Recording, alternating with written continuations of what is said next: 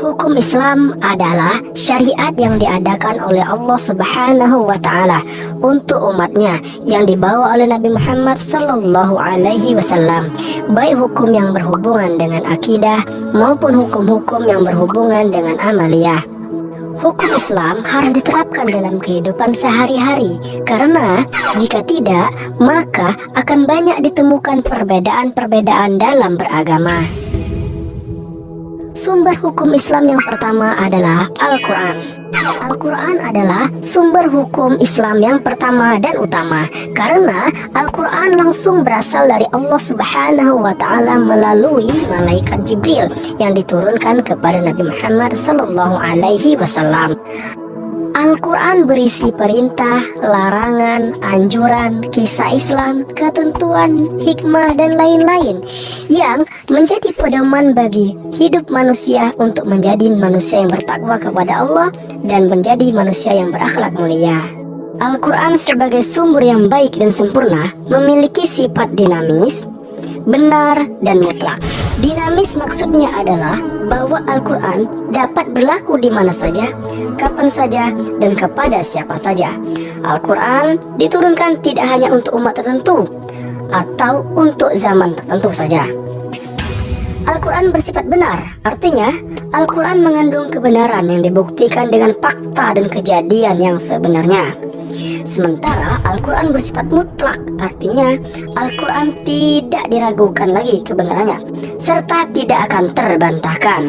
Isi kandungan Al-Quran meliputi 5 hal, yaitu tauhid atau mengesahkan Allah, ibadah, yaitu menjelaskan tentang cara beribadah kepada Allah, janji, serta ancaman, jalan mencapai kebahagiaan dunia dan akhirat, serta kisah dan cerita.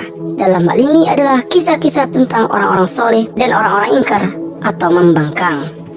Sumber hukum Islam yang kedua adalah Al-Hadis. Menurut bahasa, Al-Hadis mempunyai beberapa arti, yaitu jadid yang artinya baru, qarib berarti dekat, khabar berarti berita. Sedangkan menurut istilah, Al-Hadis adalah segala berita yang bersumber dari Nabi Muhammad Sallallahu Alaihi Wasallam, baik berupa ucapan, perbuatan, maupun pengakuan dari Nabi Muhammad Sallallahu Alaihi Wasallam. Fungsi dari Al-Hadis adalah sebagai pengukuh atau penguat dari hukum-hukum yang telah ditetapkan dalam Al-Quran, sebagai penjelas dari hal-hal yang sudah disebutkan di dalam Al-Quran, dan sebagai penjelas dari hal-hal yang tidak atau belum dibicarakan di dalam Al-Quran. Ditinjau dari segi banyak atau sedikitnya jumlah orang yang meriwayatkan hadis atau disebut dengan perawi hadis, hadis terbagi menjadi 2, yaitu hadis mutawatir dan hadis ahad. Hadis mutawatir merupakan hadis yang diriwayatkan oleh segolongan orang yang menurut kebiasaan tidak mungkin berbuat dusta, sehingga ada yang berpendapat bahwa tingkat kebenaran hadis mutawatir sebanding dengan Al-Quran. Sedangkan hadis ahad adalah hadis yang diriwayatkan oleh beberapa orang saja, akan tetapi tidak mencapai derajat mutawatir.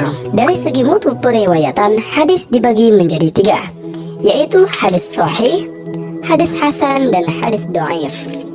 Hadis sahih merupakan hadis yang periwayatannya tidak terputus dari awal sampai akhir dan diriwayatkan oleh orang-orang yang adil dan teliti, sehingga hadis sahih ini bisa dijadikan hujjah atau dasar hukum Islam. Yang kedua adalah hadis hasan, merupakan hadis yang tidak terputus periwayatannya serta diriwayatkan oleh orang-orang yang adil namun kurang teliti, meskipun tidak mengandung keganjilan atau kecacatan. Hadis hasan juga bisa dijadikan sebagai hujjah. Selanjutnya adalah hadis dhaif. Hadis ini lemah, merupakan hadis yang ditinggalkan, sehingga hadis lemah tidak bisa dijadikan sebagai hujjah atau sebagai sumber hukum Islam.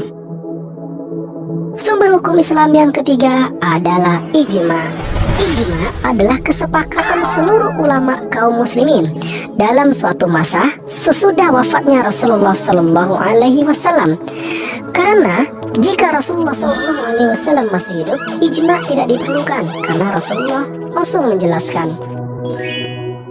Sumber hukum Islam yang terakhir adalah qiyas. Qiyas adalah penerapan aturan yang sudah ditetapkan oleh Al-Quran dan As-Sunnah atau ijma terhadap kasus baru.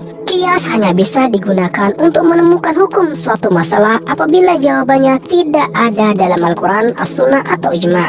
Contohnya adalah hukum narkoba yang disamakan dengan hukum khamar atau minuman keras yang sama-sama merusak pikiran dan akal manusia.